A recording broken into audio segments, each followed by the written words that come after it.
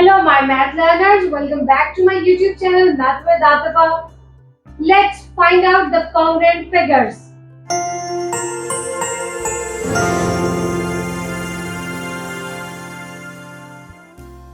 अगर हम अपनी रियल लाइफ में से स्टार्ट करें तो कॉन्ग्रुएंट फिगर्स हमारे पास वो फिगर्स हैं, ऐसी चीजें जो आपस में बिल्कुल सेम नजर आए, ऐसी चीजें जिसको आप एक दूसरे के ऊपर रखें तो वो एक दूसरे को कवर कर लें। Let's suppose I have a markers, so ये दोनों मार्कर्स आपस में कॉन्ग्रुएंट है if the shape is equal, उनकी लेंथ, विड्थ और उनके बनने वाले एंगल्स आपस में इक्वल है, so it means these are the congruent figures. अगर हम और कोई एग्जांपल लें तो let's suppose we take a mobile phone. अगर आपके घर में दो लोगों के पास एक जैसे मोबाइल फोन्स हैं और आप उन दोनों को एक दूसरे के ऊपर रखें और वो एक दूसरे को टोटली कवर कर ले, it means they are the congruent figures, they are the congruent mobiles. तो अगर हम इसे मैथ्स की लैंग्वेज में कन्वर्ट करें तो फिगर्स की बात आती है ज्योमेट्री में। ज्योमेट्री का स्टार्ट होता है हमारे डॉट से। डॉट से अगर हम बात करें तो डॉट एक ऐसा पॉइंट है जिसकी लेंथ और विड्थ को आप मेजर नहीं कर सकते, सो हम डॉट को स्किप करते हैं क्योंकि हम ये नहीं बता सकते ये डॉट इस डॉट को कवर अप किस तरीके से कर रहा है। सो हम इससे आगे जाते हैं, हमारे पास आती है लाइन। सो लाइन आपके पास कॉन्ग्रुएंट फिगर्स में आ सकती है। लेट्स सपोज अगर मैं एक लाइन लेती हूँ 7 centimetres from point A and point B, ये आपके पास है 7 सेंटीमीटर्स।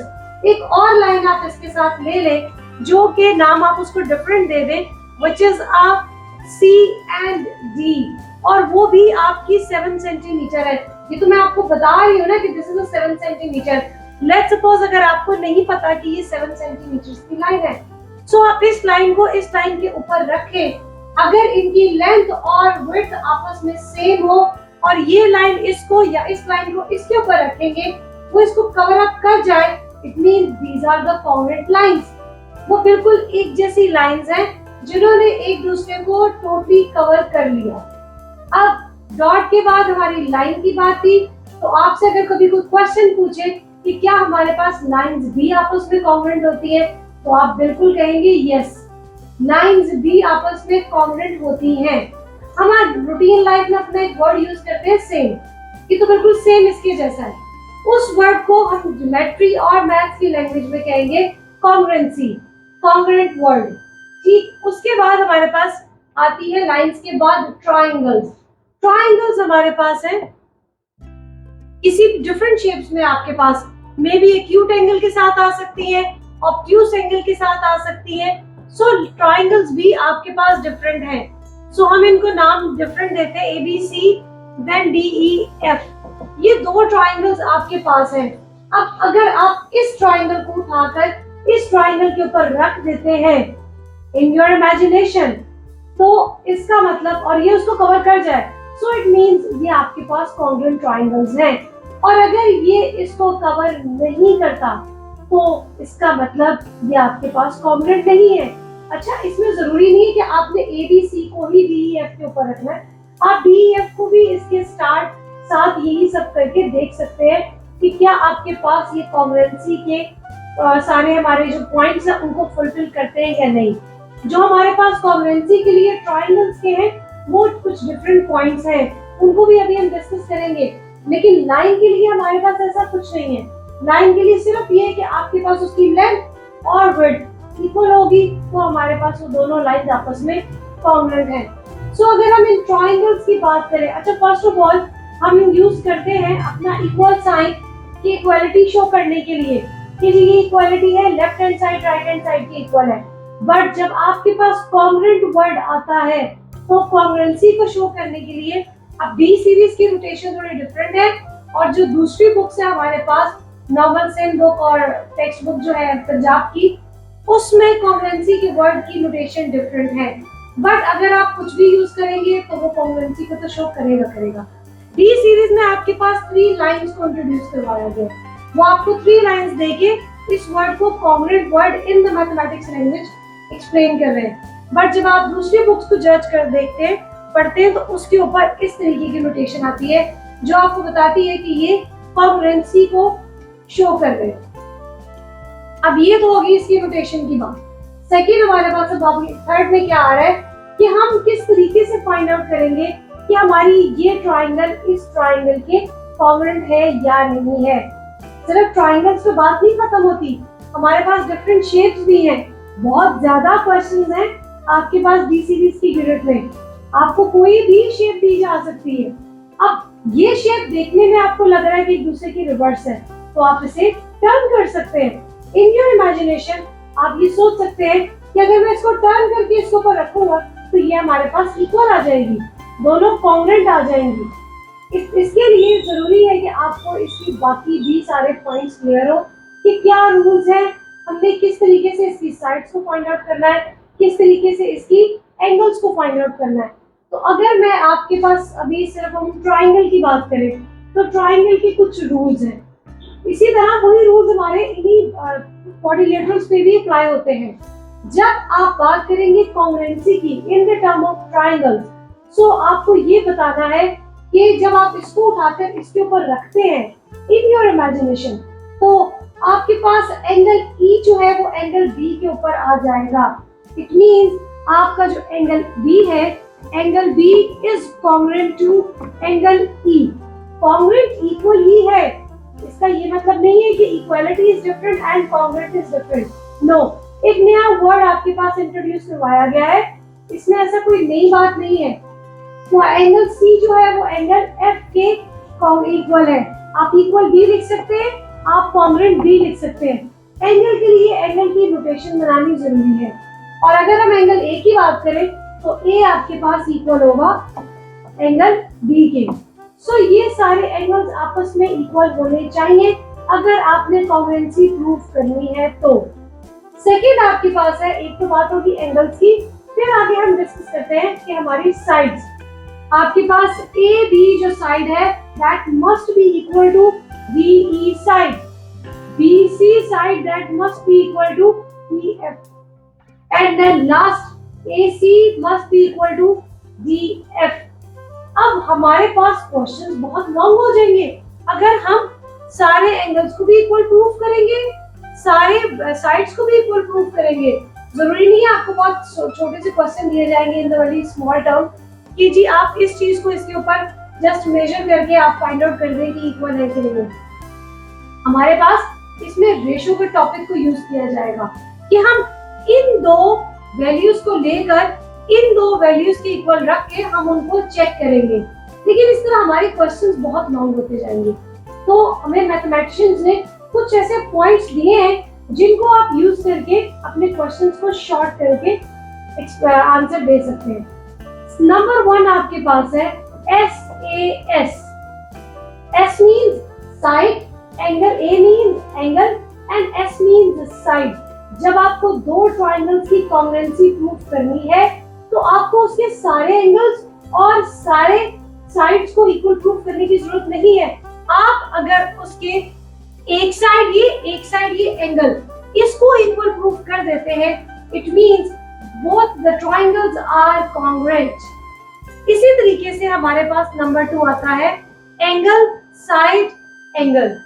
फिर आपके पास नंबर 3 पे आता है angle angle and side. Number 4 पे आपके पास आता है RHS। RHS आपके पास क्या है?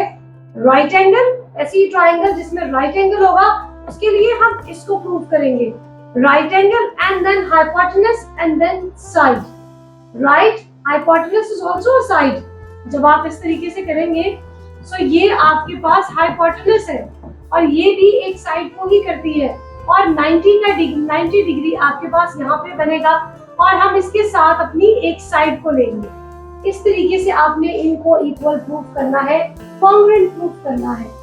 अच्छा, इसमें हमारे पास ये जो लिखे हुए ये ऐसे ही नहीं लिखे हुए, इनको अरेंज करके याद करना भी जरूरी है। अगर आप एक साइड एक एंगल और एक साइड ले रहे हैं तो आप इसको चेंज नहीं कर सकते कि आप कहें मैं 2 साइड्स और एक एंगल ले लूं। नंबर 5 पे आप लिख सकते हैं, हमारे पास एक और है इसका point, triple S. It means आपको इसकी साइड्स को भी इक्वल प्रूफ करना है, 1 साइड 2 साइड एंड 3 साइड। अगर आप उसकी तीनों साइड्स को तीनों साइड्स के इक्वल प्रूफ कर देंगे, इट मींस आपके पास ये ट्रायंगल्स कॉन्ग्रुएंट होंगी। अगर आप साइड एंगल साइड की बात करते हैं तो इसमें एक पॉइंट आपको बहुत जरूरी याद रखना है, जो कि आ रहा है विद द अरेंजमेंट। अरेंजमेंट क्या है? लेट्स सपोज मैं इसी अगर ट्रायंगल की बात करूं, मुझे इसकी एक साइड, एक एंगल और एक साइड को इक्वल प्रूफ करना है। सो लेट्स सपोज अगर मैंने ये वाली साइड ली है तो मेरे लिए लाजमी है कि मैं या तो ये एंगल लूं या मैं ये एंगल लूं कॉन्ग्रुएंसी प्रूफ करने के लिए। लेट्स सपोज मैंने ये एंगल ले लिया, अगर मैंने ये साइड ली, ये एंगल लिया, तो उसके बाद मैं इस पे शिफ्ट नहीं कर सकती। मुझे अपने इस रिदम को कंटिन्यू करना है, side angle then this side.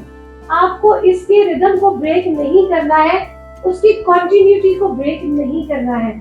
जब भी आप क्वेश्चंस को सॉल्व करेंगे, ऑब्वियसली क्वेश्चंस इस टाइप के दिए होंगे, बिल्कुल ऐसा नहीं हो सकता कि वो इस हमारे पॉइंट को फॉलो ना करें। अगर आप इस पॉइंट की बात कर रहे हैं, first of all the angle, let's suppose मैं यहाँ से ये वाला एंगल स्टार्ट लेती हूँ कि मैं इस एंगल को इस एंगल के इक्वल प्रूफ कर दूं।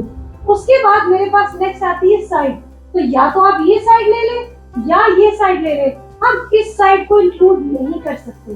तो अगर मैं यहाँ से ये साइड लेती हूँ तो एंगल, साइड, नेक्स्ट आपके पास आएगा एंगल, तो अब आप इस पे शिफ्ट नहीं कर सकते, आपको इस पॉइंट को डिस्कस करना है। इस चीज को बहुत ध्यान में रखिएगा कि हमें इनकी सारी रिदम को ब्रेक नहीं होने देना। Side angle side, angle side, angle angle angle and side, angle angle and side. अब आप ये बीच की साइड नहीं ले सकते, आपको इस एंगल पे काम करना है, देन इस एंगल पे एंड देन दिस। मैथमेटिशियंस ने इसको शॉर्ट जरूर किया है, लेकिन उसके साथ आपको कंडीशंस दे दी है। उन कंडीशंस को उनकी बनाई हुई अरेंजमेंट के अकॉर्डिंगली हमने कंप्लीट करना है। एक बहुत ही इंपॉर्टेंट पॉइंट है कॉन्ग्रुएंसी को लेकर।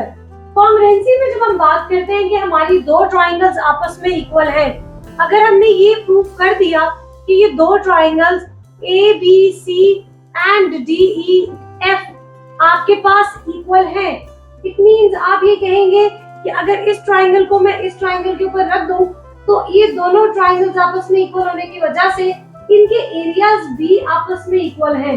सो यू आर राइट, इसमें कोई गलती नहीं है।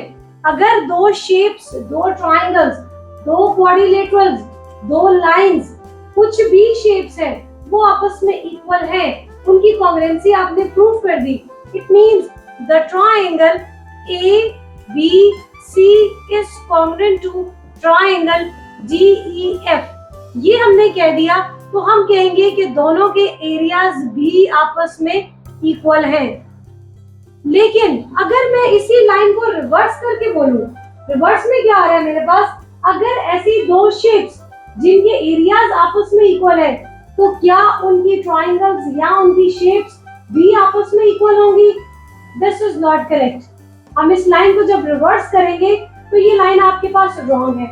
रॉन्ग किस तरीके से? अगर मैं स्क्वायर लूं तो स्क्वायर की हमें वन साइड उन्होंने दिया 4, और अगर मैं चारों की बात करूं तो स्क्वायर इक्वल है, तो उसकी बाकी साइड्स की भी यही मेजरमेंट्स होगी। और सेकेंडली हमारे पास है एक राइट एंगल ट्रायंगल। अगर राइट एंगल ट्रायंगल की बात करें तो लेट्स सपोज उन्होंने हमें यहाँ मेजरमेंट R8 दी है और यहाँ पे 4 दी है। अगर मैं इसका एरिया फाइंड आउट करूं तो इट मींस लेंथ और विड्थ को आपस में मल्टीप्लाई करेंगे तो वो आ जाएगा आपके पास 16। लेकिन अगर मैं एरिया ट्रायंगल का फाइंड आउट करूं, that is equal to 8 multiply by 4, और उसको आपने 2 पे डिवाइड करना है, तो यहाँ से आपके पास भी 16 आ जाएगा।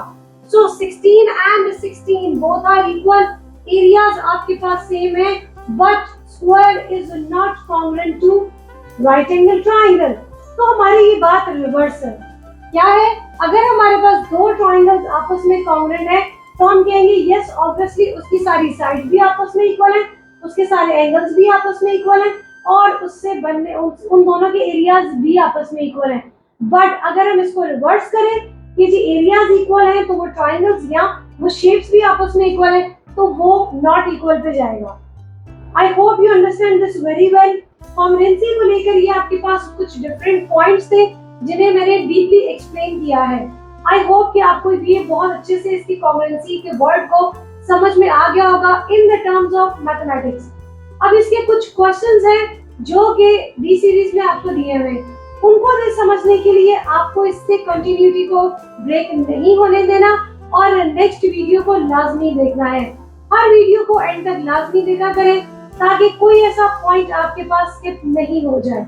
नेक्स्ट वीडियो को देखने के लिए आपको चैनल को सब्सक्राइब करना होगा और अपने इस चैनल के लिंक को दूसरे स्टूडेंट्स के साथ भी शेयर करें ताकि उनकी भी मैथ्स की जो छोटी छोटी लॉजिक्स है जो उनको नहीं समझ में आ रहे वो इजीली समझ लें। Thank you so much.